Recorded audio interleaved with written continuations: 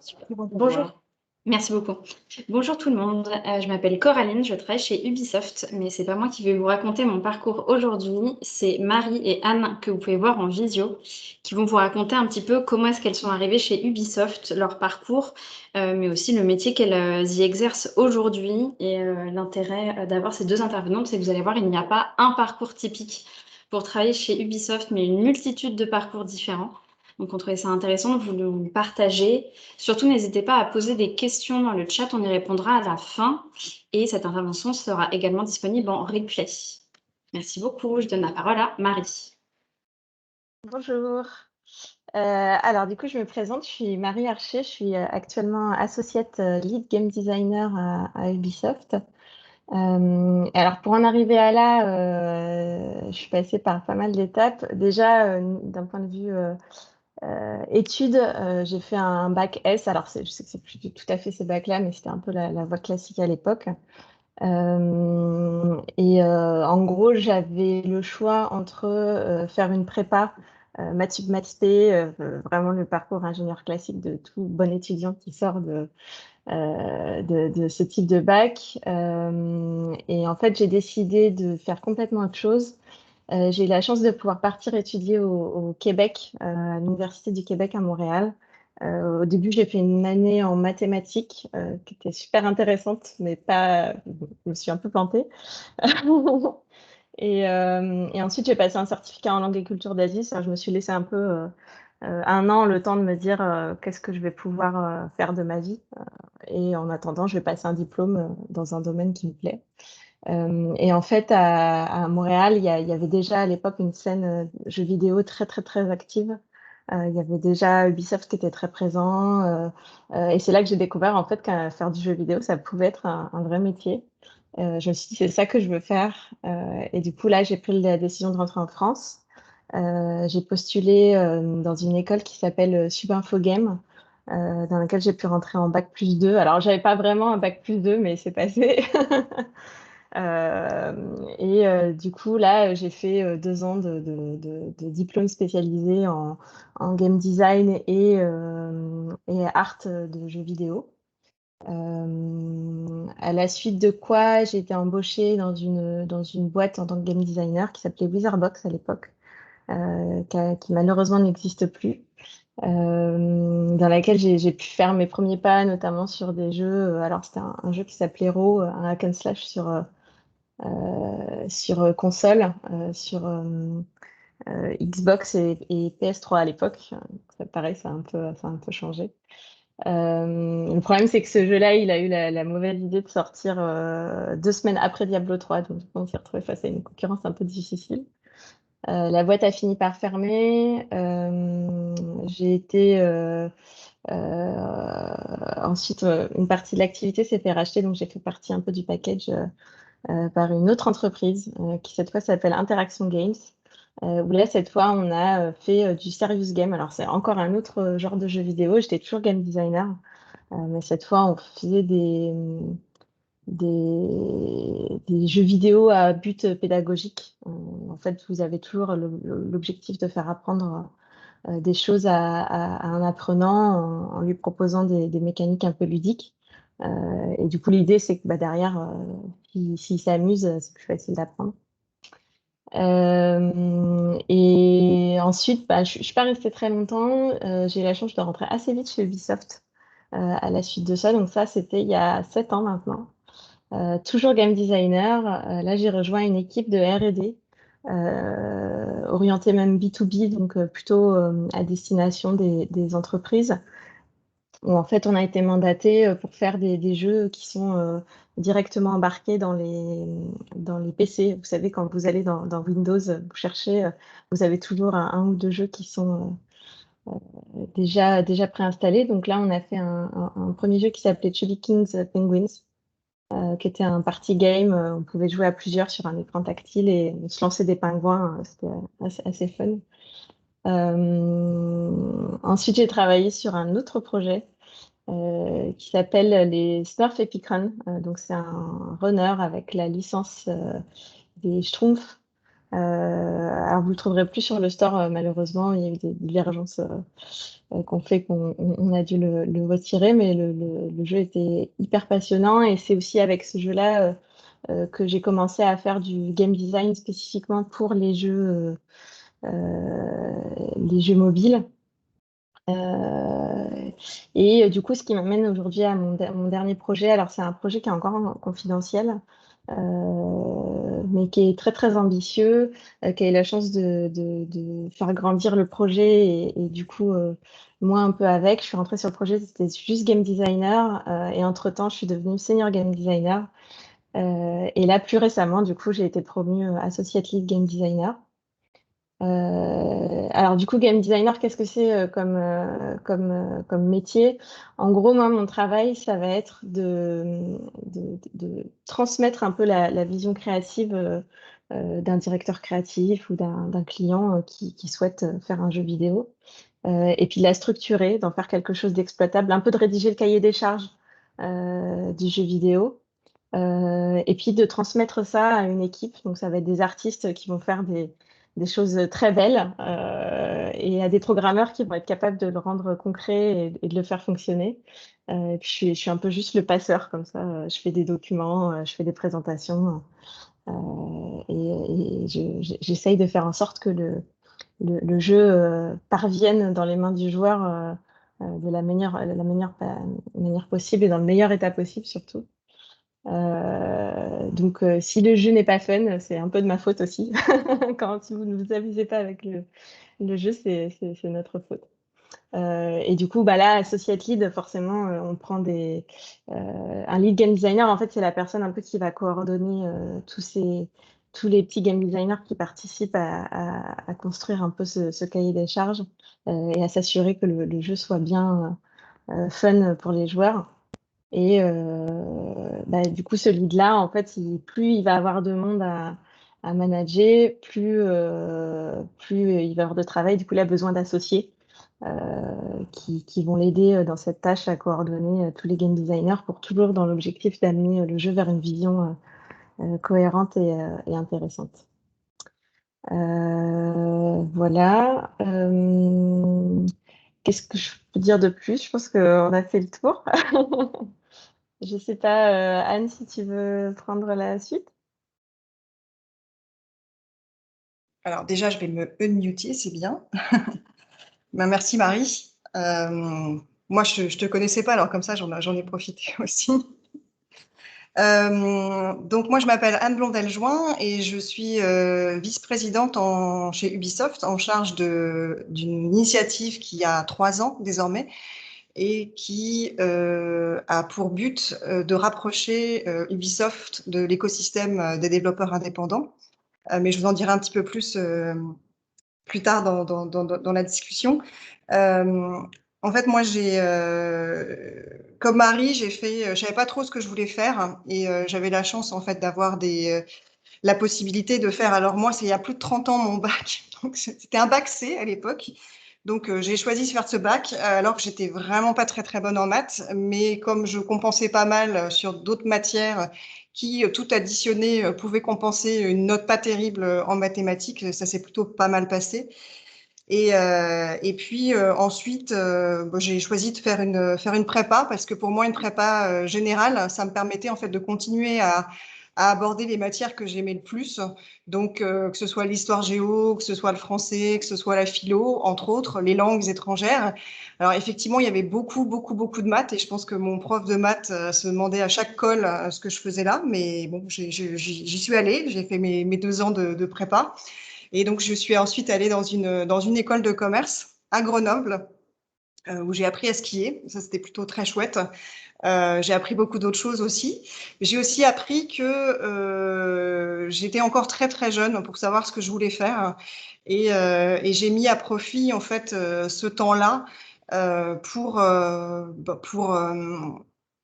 expérimenter plein de choses différentes et notamment parce que pour le coup, j'étais joueuse depuis très très longtemps grâce à mon papa, à mon frère, à mes cousins, à leurs copains. Moi, je joue depuis les années 80, donc depuis, oui, enfin, c'était le 20e siècle, quoi, hein. Et puis, j'ai révisé mon bac en jouant aux jeux vidéo, en jouant à Arkanoid. Alors, c'est un petit casse-brique, hein, justement, ça casse pas grand-chose, mais ça me faisait du bien.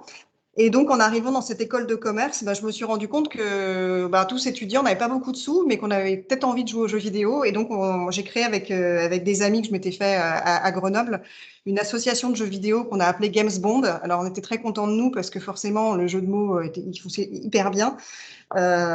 Et pendant donc 3 ans, bah, j'ai pu jouer à tous les jeux que je voulais et puis avoir toutes les consoles que je voulais parce que on facturait 10 francs, donc 1,50 € par mois aux étudiants, la possibilité de nous emprunter et les consoles et les jeux. Et puis, ce que j'adorais le plus, c'était qu'on s'organisait des espèces de compétitions. Alors, ça s'appelait pas l'e-sport à l'époque, hein. Enfin bref, on avait ce jeu où il fallait tirer sur des tomates et les faire exploser, et ça avait un succès dingue. Et on faisait de la concurrence à tous ces tabletop RPG, donc comme l'appel de Cthulhu. Bref, tout ça pour dire que moi, quand en 96, j'ai vu arriver la petite annonce d'Ubisoft, bah, j'ai sauté dessus. Vraiment, je me suis dit, c'était pas prévu parce qu'en fait, pour rien vous cacher, moi j'étais partie 1 an aux États-Unis parce que j'étais en amour avec Los Angeles et j'avais trouvé des gens qui voulaient bien m'engager, qui allaient faire toutes les démarches sur les papiers et tout ça. Puis je suis rentrée en France en décembre 95. Alors pour ceux, vous étiez pas nés du tout, mais pour vous expliquer ce qui se passait en France à cette époque-là, il y avait une énorme grève générale nationale. Enfin bon, tout était bloqué, donc pas de train, même pas à la poste. Je me souviens avoir postulé via un fax. Et donc, je me suis dit, enfin, mes parents m'ont dit gentiment, écoute, on ne sait pas quand est-ce que ça va durer, donc ton histoire des États-Unis, c'est chouette, mais tu vas trouver un boulot en France d'abord. Et donc, comme par hasard, je suis tombée sur une petite annonce d'Ubisoft qui était côté business, côté distribution, côté vente, côté marketing, parce que forcément, comme je venais d'une école de commerce, c'était plus facile pour moi de rentrer là. Alors à l'époque, mon papa, il n'a pas déshérité, mais presque, parce que pour lui, il voyait autre chose pour sa fille. Mes potes, ils étaient tous plus jaloux les uns que les autres. En fait, je pense qu'ils ont tous pensé que j'allais passer ma vie et gagner ma vie surtout à jouer toute la journée. Alors c'est pas tout à fait vrai, mais c'est pas loin de la vérité quand même. En tout cas, j'aime toujours autant moi jouer au jeu parce que ça crée des liens, parce que on fait partie d'un groupe, parce que ça permet d'être connu et reconnu, puis surtout ça permet en fait de contribuer à la communauté. Et moi, c'est ça qui me plaît le plus. Bref, donc voilà, 96, j'arrive chez Ubi. Je suis responsable. Alors on est 200 déjà, parce que je vous dis ça parce on est 20 000 maintenant, donc c'était vraiment pas la même boîte, mais en même temps c'est toujours la même boîte. Donc j'ai eu la chance moi de pouvoir rentrer, participer, contribuer et puis y rester puisque ça fait faire 25 ans que j'y suis. Trade marketing, qu'est-ce que c'est? Le trade marketing, c'est quand on vendait encore les jeux dans les supermarchés et autres points de vente en dur, comme on dit. Bon, on le fait encore, hein, mais un petit peu moins. Il fallait faire des animations dans les magasins, il fallait mettre des têtes de gondole, il fallait envoyer des gens qui allaient démontrer les projets aux joueurs qui venaient acheter. Et donc, j'ai fait ça pendant 3 ans. Ensuite, ça me démangeait vraiment, vraiment, vraiment beaucoup de passer de l'autre côté de la barrière, de l'autre côté de la force au développement, mais j'avais pas encore fait mes preuves au niveau jeu, même si c'était grâce à mon association Games Bond que j'avais pu rentrer, je pense à l'époque. Et donc j'étais responsable des ventes, une partie des ventes monde. En fait, mon boulot c'était de faire de gérer l'approvisionnement. Donc je m'occupais des stocks, je m'occupais d'appeler nos filiales qui étaient un petit peu partout dans le monde pour justement prendre les commandes et puis m'assurer, en m'occupant aussi du manufacturing, que nos vœux donc physiquement, aller passer de ce qu'on appelle un Gold Master à un disque qu'on met. Alors, j'étais quand même pas au moment des disquettes, hein, c'était déjà des disques, je précise quand même. Et donc, j'ai participé à plusieurs lancements et c'était juste fabuleux parce que je pense que 9 fois sur 10, c'était pas les bons trucs qui étaient gravés. Il y avait parfois rien. Je me souviens d'un lancement épique d'un Rayman où en fait c'était un album entier de Julien Clerc qui avait été qui avait été pressé à la place. Donc en fait c'était rigolo comme tout parce qu'il fallait tout ramener. Enfin bon, c'était rigolo pour moi entre guillemets, pour les gens qui se retrouvaient avec Julien Clerc un peu moins, même si c'est très bien. Bref. Et puis à ce moment-là, en fait, les ventes étaient mondes. Et puis on a décidé, enfin Ubisoft a décidé qu'il fallait séparer le monde en deux. Donc il y a eu le MEA, donc l'Europe, Middle East et Asie. Et puis, il y avait les États-Unis et puis le LATAM.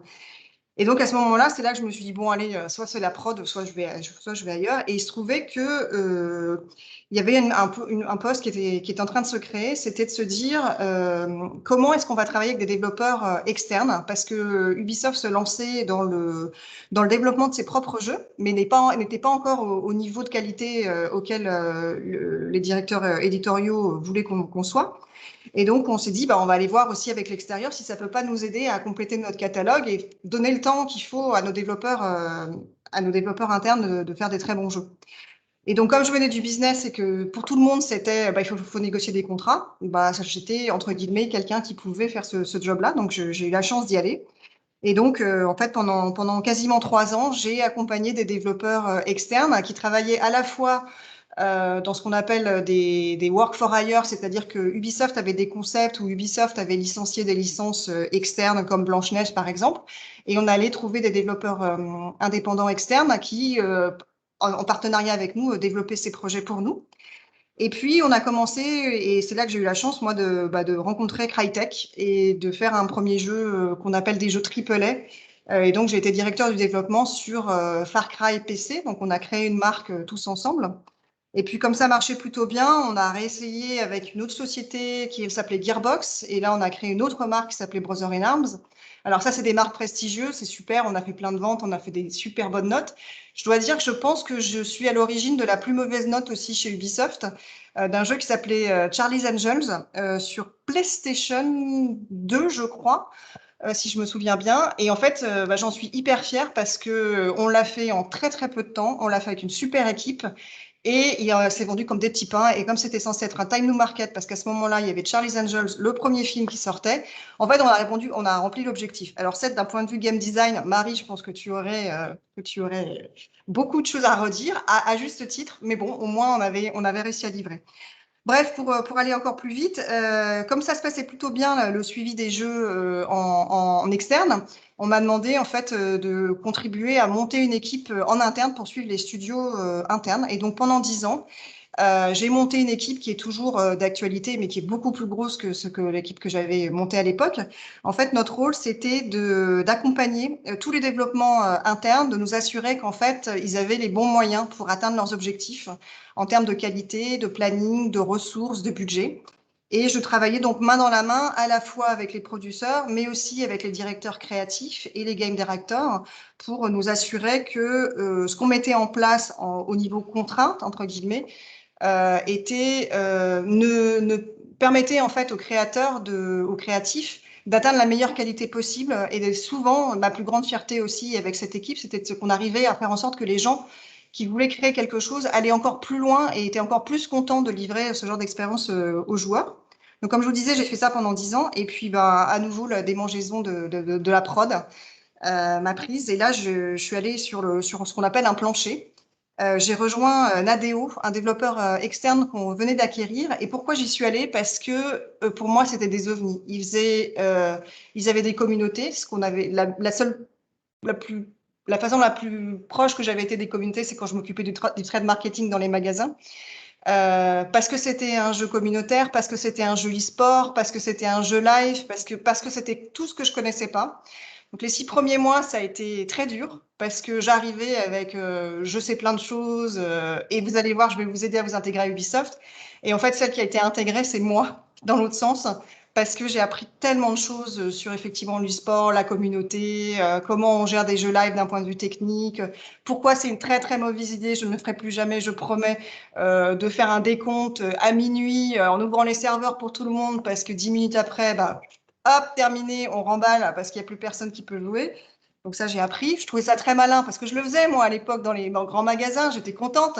Les gens faisaient de la queue à minuit pour aller chercher le dernier Star Wars. C'était super. Bah, j'avais fait la même. Ouais, ça marche moins bien. Bah, maintenant, ça marche mieux, mais à l'époque, ça marchait moins bien.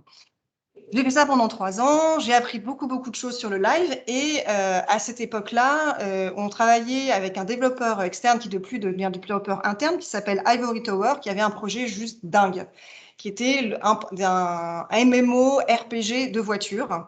mais qui s'en sortaient pas parce que trop ovni pour Ubi. Et donc, on m'a demandé d'aller les accompagner pour finir. Et donc, j'ai passé 1 an avec une équipe fabuleuse là-bas à Lyon. Et on a fait le premier Game as a Service d'Ubisoft. Alors, Game as a Service, c'est quoi? C'est un jeu live qui s'arrête jamais. C'est un jeu qui a commencé en 2014 et on est en 2021. Il est toujours en ligne. Il y a 30 millions de joueurs. On a annoncé ça il y a très, très récemment. Les gens jouent entre eux. Il y a du contenu supplémentaire. Il y a des nouvelles missions. Il y a des nouvelles voitures. On peut créer ces petits stickers. Enfin, bon, voilà. Game as a Service, ça a été vraiment, et c'est aussi vraiment mon expérience avec Nadeo. The Crew, ça marchait plutôt pas mal. Donc là aussi, retour à la case siège, où là, j'ai accompagné des équipes comme Rainbow Six, comme For Honor, qui, elles, avaient très, très envie aussi de faire du Game as a Service.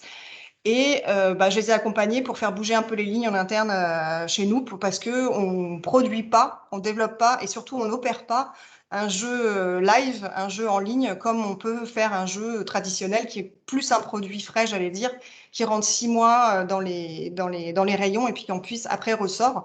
Là, je vous disais, The Crew, c'est depuis 2014, Rainbow Six, c'est depuis 2016.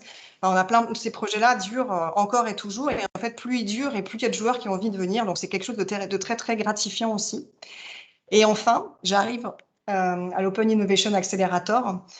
L'idée, c'est d'aller nous monter des partenariats innovants avec justement des développeurs indépendants qui sont innovants sur des sujets qu'on ne maîtrise pas ou qu'on ne maîtrise plus, ou des technologies qu'on n'a pas développées, ou des outils, des instruments qui ont été développés par eux et pas par nous, ou parce qu'ils sont plus petits, plus agiles. Il y a une force à être 20 000, il y a aussi une faiblesse à être 20 000.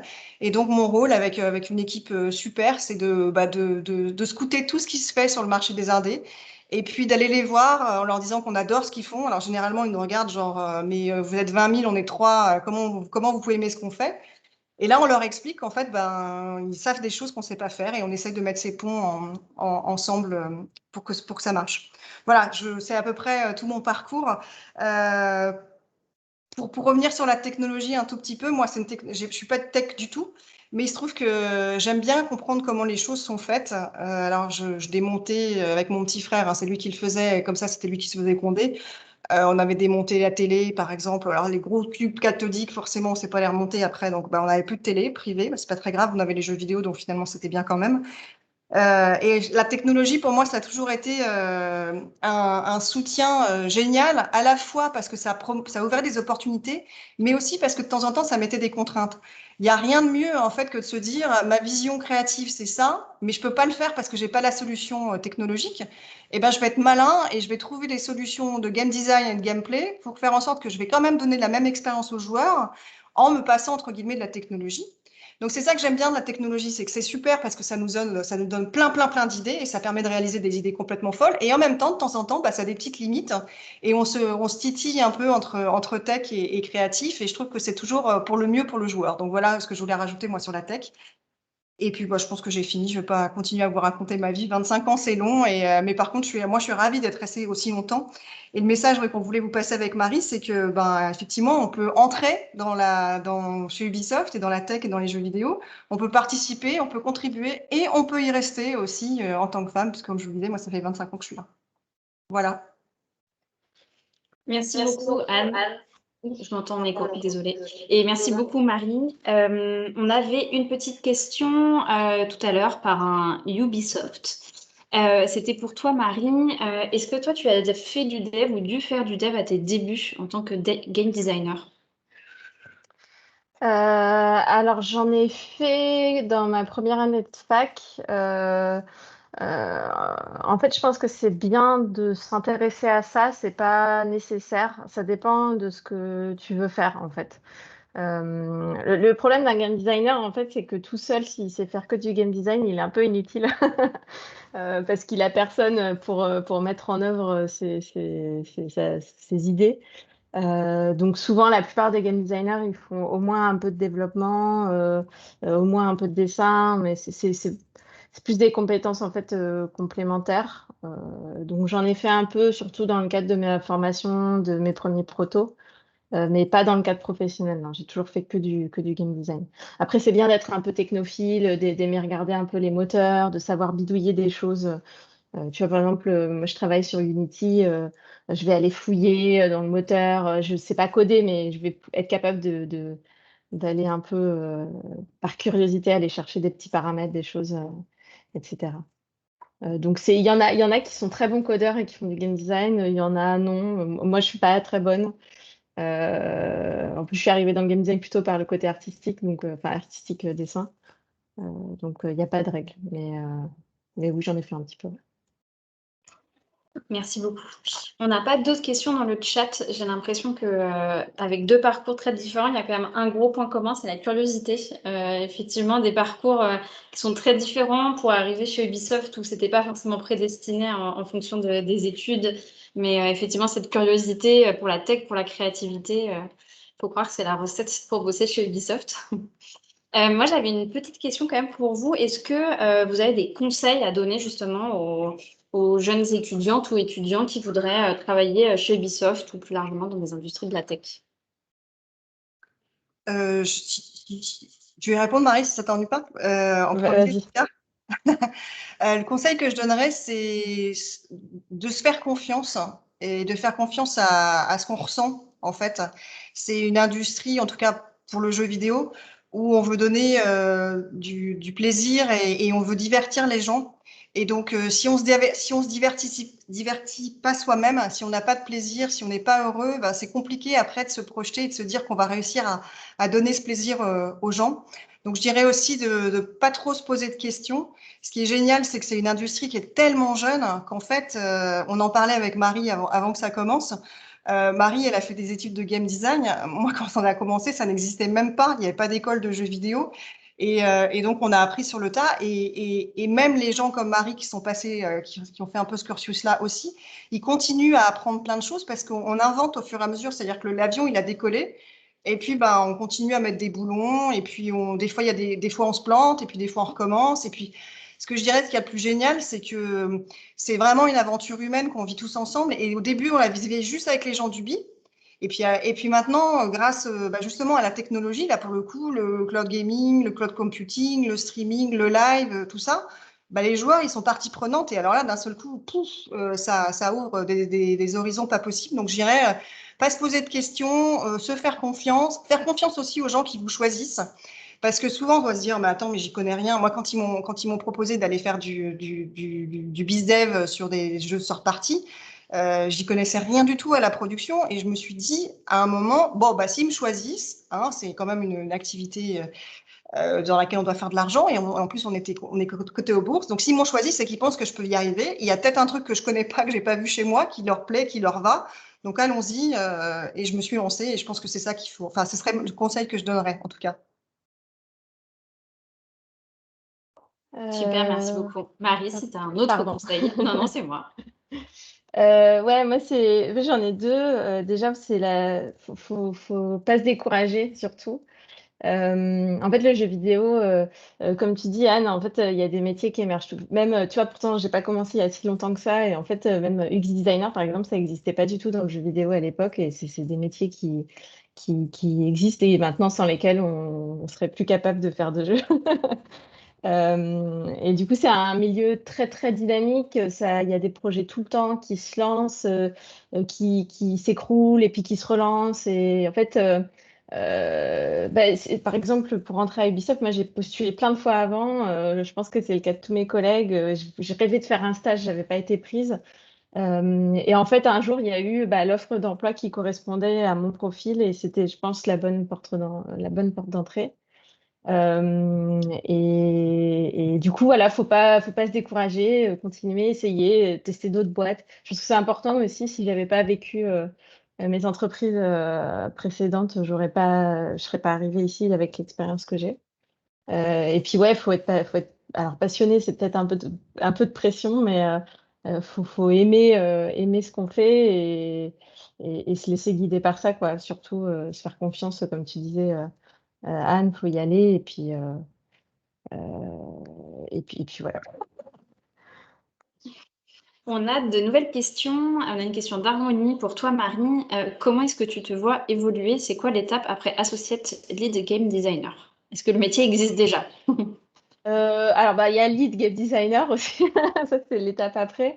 Mais c'est pareil, en fait, je pense qu'il n'y a pas de carrière préétablie. En fait, moi, là, je suis associate lead game designer parce que le projet sur lequel je suis, que j'aime beaucoup, sur lequel je suis depuis un moment, c'est un peu mon bébé. Alors, on est beaucoup de parents, mais j'y tiens beaucoup à ce projet-là. Bah, il nécessite ce type de poste et je trouve que ce que je lui apporte à ce poste-là, enfin, ça m'enrichit moi et ça sert à la prod. Mais demain, tu vois, si le projet s'arrête ou si j'en ai marre, je pourrais redevenir juste game designer. Et ça ne me dérangerait pas parce que ce serait d'autres facettes du métier. Après, si je reste sur un projet de grande taille, bah, je pourrais évoluer vers du lead game designer, je pourrais devenir directrice créative un jour ou game director. C'est des postes qui existent, mais en fait, souvent, ces postes-là, après, à très haut niveau comme ça, c'est des postes qui sont un peu taillés en fonction de la personne et de la prod. Donc, ouais, les possibilités sont infinies. Moi, il y a même des game designers qui en ont marre du game design et puis qui font du dev, justement, qui se mettent à apprendre la programmation du jour au lendemain et qui, du coup, changent complètement de métier, mais qui restent dans le jeu vidéo. Enfin, il n'y a pas de, il y a vraiment pas de règles là-dessus. J'ai beaucoup de collègues aussi qui ont monté des boîtes de jeux indés, comme les gens que je citais tout à l'heure, Anne, qui partent à trois, un artiste, un game designer, un développeur, et ils se font leurs petits jeux et ils kiffent aussi. Donc, ouais, il y a pas de carrière type dans le jeu vidéo. Merci beaucoup. On a une autre question. Quel a été votre plus gros challenge en tant que femme dans cette industrie, s'il y en a eu? Est-ce qu'il existe des rôles modèles féminins dans le gaming? J'ai envie de dire qu'on en a déjà 2 devant nous, mais y en a-t-il d'autres? Peut-être Anne, si tu veux répondre. Qu'est-ce que j'ai eu Qu'est-ce que j'ai eu Qu'est-ce que j'ai eu Qu'est-ce que j'ai eu Alors, paradoxalement, ça venait plus des gens de l'extérieur que de l'industrie. Mais je vais quand même parler des gens de l'industrie. Au début, quand j'ai été amenée justement à travailler avec les équipes de développement à proprement parler, en fait, c'était souvent effectivement des équipes très très masculines, voire uniquement masculines. Et en fait, mon challenge, c'était que je sentais que j'avais le potentiel de casser la dynamique, malgré moi, parce que par bienveillance, justement, ils faisaient hyper attention à moi.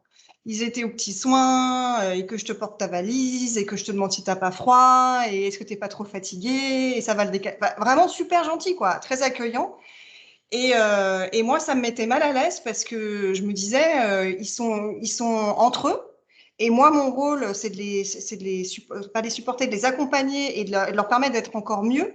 Et là, je suis en train de casser la dynamique. Et donc, au début des meetings, en fait, quand je connaissais pas encore les équipes, je me permettais en fait de prendre la parole là-dessus et de leur expliquer qu'il fallait. Moi, j'étais une femme, certes, mais j'étais avant tout une professionnelle du jeu vidéo comme eux.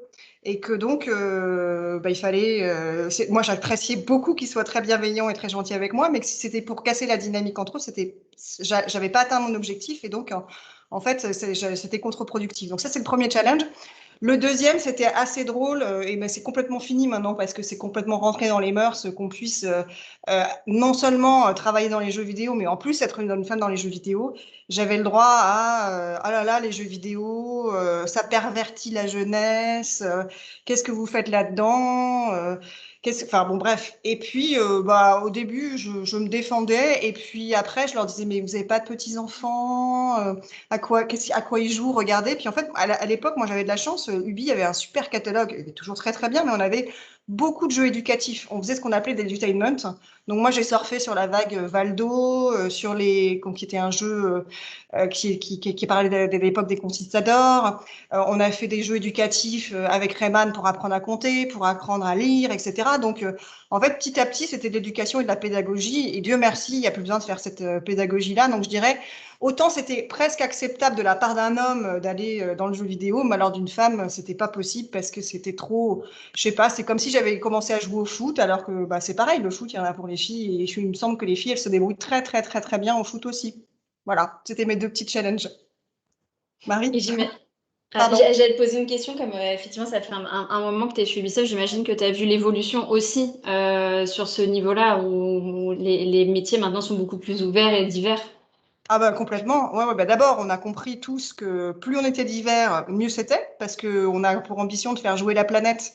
On s'est plutôt pas mal débrouillé pendant la pandémie, mais si on veut pouvoir attirer des gens qui sont pas comme nous, bah, il faut être les plus divers possible. Sinon, on va projeter des choses et penser que notre fun à nous, c'est leur fun à eux et on va passer à côté. Donc oui, on est de plus en plus divers. Et puis pareil, on en parlait un tout petit peu avant avec Marie, c'est on a un objectif d'être 25% de femmes. Alors c'est vrai que c'est pas beaucoup si on considère qu'on est 50% de joueuses dans le monde entier, mais 25% c'est pas si mal parce que je crois que c'est à peu près le ratio des jeunes femmes en tech, dans des études tech en ce moment. Donc c'est pour ça qu'on veut vous parler parce que nous on vous attend, on a besoin de vous. Et tout le monde, en fait, dans toutes les équipes, voit la valeur ajoutée d'avoir, si on est très cynique, d'avoir des gens qui vont nous aider à aller chercher plus de gens. Donc, venez, on a besoin de vous. Merci beaucoup. Marie, est-ce que toi, comme tu as commencé il y a un peu plus récemment dans l'industrie du jeu vidéo, est-ce que toi, tu as eu des challenges en tant que femme ou pas spécialement? Alors, je pense que les challenges que j'ai eus, c'est un peu les mêmes challenges que n'importe quelle femme dans le monde professionnel. Et paradoxalement, en fait, bon, les trucs classiques un peu sexistes, je les ai surtout vécus à l'école et pas du tout après dans ma carrière, en fait. J'ai jamais eu enfin, en tout cas, j'ai jamais eu l'impression de subir quoi que ce soit parce que j'étais une femme. Ou ni d'être valorisée parce que j'étais une femme. Enfin, ça, tout au long de ma carrière, j'ai toujours été game designer et en fait, je l'ai jamais vécu comme c'est une fille qui fait du jeu vidéo. Voilà. Donc, je sais pas, j'ai peut-être eu de la chance. Et après, dans les rôles modèles, ouais, j'en ai quelques-uns. Il y en a surtout aux États-Unis, en fait, pas trop en France, en tout cas dans mon métier. Si je peux en citer, il y a Jane McGonigal que j'adore, qui est game designer aussi, mais qui, elle a écrit un super bouquin où elle réfléchit à comment on pourrait faire en sorte que les jeux vidéo changent le monde. Elle est partie du postulat qu'en fait, l'humanité collectivement passait des millions, voire des milliards d'heures à jouer aux jeux vidéo et elle se pose la question toujours de comment, qu'est-ce qui se passait si ces jeux vidéo-là aidaient le monde, en fait, aidaient l'humanité, etc. Il y a des femmes comme Brenda Romero. Alors, on connaît beaucoup son mari, qui a été un programmeur très connu de jeux vidéo. Mais elle a été game designer aussi. Elle a commencé vraiment il y a très, très, très longtemps, à l'époque où vous aviez des PC qui faisaient la taille de la pièce. C'était pas des PC, du coup, c'était vraiment des ordinateurs. Vous avez aussi celle qui a fait Portal et Portal 2, Kim Swift, qui est un exemple en termes de métier là. Ce qu'elle a fait de ce jeu-là, c'est exceptionnel. Bon, elle n'est pas toute seule, il y a une équipe, mais voilà, des noms comme ça, si vous voulez vous renseigner. On a des questions un petit peu plus précises sur la production des jeux. Quel est le délai moyen par jeu? Alors, je sais qu'il ne va pas y avoir une réponse, tout dépend du jeu, mais peut-être qu'on peut donner un exemple pour un triple A, voire quadruple A. Combien de temps et puis combien de personnes à peu près ça mobilise? Waouh! Alors, ça dépend si c'est une création de marque, déjà. Je vous parlais d'Ubi, hein. Si c'est un renouvellement de marque ou si c'est, entre guillemets, un opus d'une marque qui tourne déjà pas mal et où on n'a pas, par exemple, pour parler de technologie, pas de changement de moteur, pas de changement d'outils, pas de changement d'instruments. Si on doit prendre un Assassin's Creed alors c'est renouvelé là très, très, très, très récemment, il y a eu une période où il fallait, on va dire, 2-3 ans pour faire un Assassin's Creed avec un autre Assassin's Creed. Et en fait, la façon dont on a procédé, c'est que comme on a beaucoup de studios de partout dans le monde, pour qu'il y ait un Assassin's Creed qui sort par an, puisque c'était le rythme à l'époque, on lançait des équipes les unes à cheval sur les autres. Et donc, quand il y en avait une qui était en production, il y en avait une qui partait en création. Et ça permettait en fait d'être sur 2-3 ans. Les marques qu'on crée de zéro, généralement, elles connaissent ce qu'on appelle des reboots, c'est-à-dire qu'on se dit ah non, ça va pas le faire, c'est pas ce qu'on voulait faire, c'est pas comme ça qu'on voulait le faire. Et on a la chance chez Ubi, en fait, quand on tient quelque chose de bien, de pas jeter le bébé avec l'eau du bain et donc de recommencer et de recommencer et de recommencer. J'ai deux anecdotes, je vais aller très vite. C'est Rainbow Six, c'est un projet qui a été rebooté 4 ou 5 fois, je crois. Et puis, The Division, c'est un projet qui a été aussi rebooté pas mal. Donc, quand on croit à quelque chose, on se donne les moyens et on y va. Et parce qu'on a la chance aussi d'avoir justement des marques qui sont plus pérennes et qui sont plus faciles, entre guillemets, à produire. Parce qu'à ce moment-là, on renouvelle pas trop.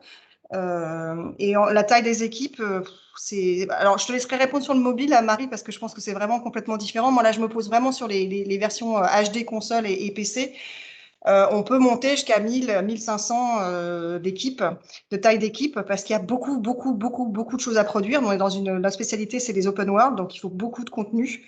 Puis maintenant, on fait du live, donc il en faut encore plus après que le jeu soit sorti. Et à nouveau, on utilise cette logique d'avoir des développeurs un peu partout dans le monde qui ont des spécialités, et ça permet en fait d'avoir des studios qui se spécialisent dans certaines choses, et donc de les faire contribuer au fur et à mesure des opus sur une marque ou sur un genre de jeu.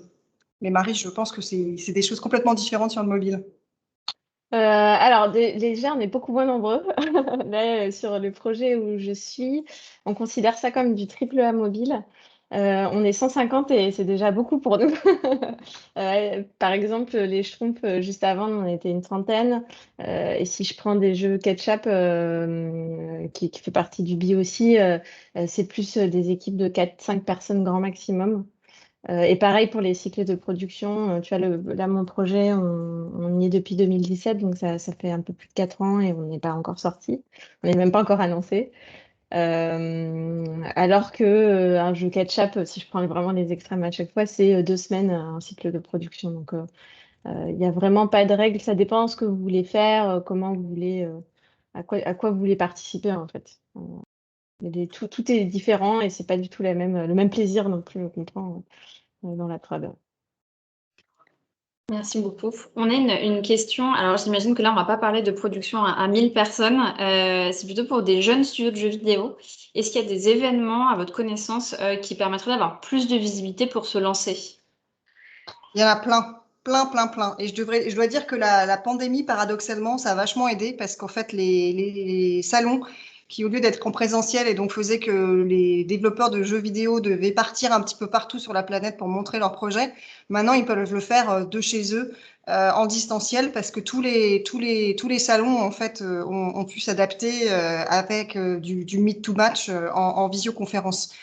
Il n'y a pas d'événement plus particulièrement en tout cas dans moi ce que je fais avec mon équipe sur l'Open Innovation où on repère les pépites, que le salon soit, on est plutôt sur des petits salons en fait. Il peut y avoir, là par exemple, on a regardé ce qui se passait sur Big, alors au Latam. On peut regarder aussi ce qui se passe à Ludicious, qui était un studio, un salon qui se passait en Suisse. Il y a des studios, il y a des salons à Brighton en Angleterre, il y a en Scandinavie. En fait, les écosystèmes en fait sont très très bien construits pour aider justement les plus petits ou les plus jeunes, parce que le plus petit c'est pas, je trouve pas ça très positif en fait, plus jeunes qui se lancent. Je conseille aussi pas mal de se mettre sur Twitter. Les gens comme moi, dans mon équipe, on regarde beaucoup, beaucoup, beaucoup sur Twitter. Pas hésiter à mettre en place un site internet, un forum, communiquer, ouvrir des Discord, publier des choses qui sont même très work in progress, pour bien parler français. Parce que les joueurs, en tout cas sur PC, ils ont une appétence dingue pour tout ça, et en fait, on les considère presque comme des semi-pros. Ils sont capables d'identifier très vite si ce que vous faites, ça va leur plaire ou pas. Kickstarter, c'est bien aussi, c'est des endroits où on va regarder. En plus, vous allez pouvoir être financé. Et puis, si j'ai un conseil à vous donner aussi, c'est qu'il y a beaucoup de gens qui investissent en ce moment dans le jeu vidéo. Donc, il y a de l'argent. Et ça, c'est bien quand on est un jeune studio de jeux vidéo. C'est important de pouvoir se financer. Il y a j'en citerai qu'un. Il y a un fonds qui est fabuleux que j'adore, moi, qui s'appelle Wings, qui est un fonds qui est dédié aux studios créés par des minorités et donc par des femmes aussi. Et c'est un fonds qui est géré que par des femmes. Et elles sont à la fois dans le conseil, dans l'écoute, et elles ne sont pas juste à vous donner de l'argent. Donc, je vous conseillerais aussi Wings, ça s'écrit comme les ailes, WINGS. C'est des gens absolument géniaux, enfin, ou des femmes plutôt géniales à contacter. Super, merci beaucoup. On a une question qui diffère un petit peu plutôt sur vos passe-temps perso. Est-ce que vous jouez en dehors du travail? Et si oui, dans quelle mesure? Un peu ou beaucoup? Ouais, je me permets de. Ouais, oui, je joue beaucoup plus autant que je pouvais quand j'étais étudiante parce que la vie fait que. Mais oui, on joue beaucoup sur plein de plateformes différentes, de plein de genres de jeux différents. Ça va de Candy Crush parce que je m'ennuie dans les transports à Persona 5, World of Warcraft. Enfin, voilà, je pense que de toute façon, quand on est game designer, c'est important d'être hyper curieux de ce qui se fait. Pas forcément que des jeux qu'on aime. Tu vois, par exemple, j'aime pas trop les jeux de shoot, mais des fois, je joue à Fortnite, à Call of, parce que j'ai besoin de savoir ce qui se passe sur le marché, pourquoi ces jeux-là, ils plaisent autant à autant de joueurs. Donc, ouais. En tout cas, personnellement, je joue beaucoup et j'aurais du mal à croire un game designer qui joue pas beaucoup. Alors moi, j'ai beaucoup joué. Et puis j'ai rencontré un homme, l'homme de ma vie que j'ai épousé et qui m'a mis comme ultimatum le fait que les consoles, ça rentrait pas à la maison. Alors il est là, il doit m'entendre, donc je vais me faire recadrer juste après. Non, en fait, moi, je joue beaucoup moins parce que j'en vois beaucoup des jeux. Et puis, par contre, ce que j'adore faire, c'est pendant les vacances, c'est jouer avec la famille. On est des barjots, il y a pas d'autre mot de Just Dance. Donc, on installe une télé dans le jardin parce qu'il fait trop chaud et puis on fait des compètes entre nous de Just Dance. Et j'aime aussi beaucoup jouer à Roblox, Adopt Me avec ma filleule qui a 11 ans et qui est à Montpellier. Donc, moi, j'habite à Paris. Et là, un des rares moments où je peux lui parler, en fait, c'est pas sur WhatsApp, c'est pas sur Snapchat, c'est pas par SMS encore moins. C'est vraiment aller voir si elle est connectée dans Roblox et puis commencer à la suivre et à papoter avec elle. Donc voilà, oui, je joue aux jeux vidéo, plus beaucoup, en tout cas pas chez moi, beaucoup pendant les vacances et quand ma filleule me manque trop, je vais la retrouver sur Roblox. Merci beaucoup. Il me semble qu'on n'a pas de nouvelles questions, sauf si quelqu'un veut prendre la parole. J'ai pas l'impression que des personnes écrivent. Du coup, on va pouvoir s'arrêter là. Je donne quand même l'information pour les personnes qui nous suivent. On avait à 15 heures deux autres intervenantes d'Ubisoft qui nous ont aussi parlé de leur métier. Je vais vous mettre le replay tout de suite dans le chat. On avait Amandine qui est line designer et Armel qui travaille en data science. Donc, si vous voulez découvrir d'autres métiers chez Ubisoft, et vous allez voir, c'est encore des métiers complètement différents. C'est disponible ici.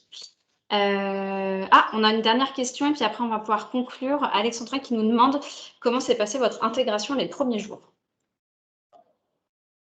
Moi, j'ai monté mon bureau. À l'ancienne. Ouais, et je m'y attendais pas du tout, mais c'était cool, hein, je m'en suis débrouillée. Je me demande si c'était pas un test pour savoir si voilà. Non, en fait, ma première semaine, c'était génial parce qu'ils m'ont fait jouer à tous les jeux vidéo possibles et imaginables qu'ils distribuaient. Et c'est là que je me suis rendu compte, et je vais dire un truc horrible, que tous les jeux que j'avais piratés quand j'étais à l'école, il y en avait beaucoup qui étaient distribués par Ubi. Voilà. Mais ça s'est super bien passé parce que je me suis éclatée. Je me suis dit, waouh, bah, si c'est comme ça, je reste, hein. Ouais, moi, je pense que la boîte était déjà très structurée. Et, il y avait un onboarding hyper cadré, etc. Et en fait, j'ai eu l'impression de rentrer dans la matrice. J'avais déjà fait beaucoup de jeux vidéo avant, mais là, je me suis dit, enfin, de game design. En fait, j'ai eu accès d'un coup à l'intégralité des connaissances de toute la boîte. Donc, tu avais, je sais plus, on était 5000 à l'époque. Ou peut-être un peu plus, je sais plus, mais 5000 personnes qui mettent en commun des infos sur le game design, sur les jeux qu'ils ont aimés, sur des choses qu'ils ont trouvées intéressantes, etc. Et en fait, la somme de connaissances, elle était complètement démente. En plus, les gens sont très accessibles. Donc, en fait, tu croises. En plus, à l'époque, on était dans le bâtiment où il y avait Guillemot. Alors, tu peux les croiser dans l'ascenseur. Ils te demandaient alors, ça va, ton projet? Moi, j'étais sur un tout petit projet. Donc, c'était assez dingue. Ouais. J'avais l'impression d'avoir craqué la matrice et d'être rentré dans un univers parallèle. C'était assez fou. Ouais. Merci beaucoup. Du coup, vous allez pouvoir retrouver aussi cette intervention en replay sur le site de l'événement et sur YouTube. Merci beaucoup d'avoir participé, d'avoir posé vos questions. Et encore, merci bien sûr à Anne et à Marie d'avoir pris le temps de nous parler un peu de leur parcours. Merci beaucoup. On va pouvoir arrêter l'enregistrement. Merci à vous. Bon week-end Merci. et au plaisir.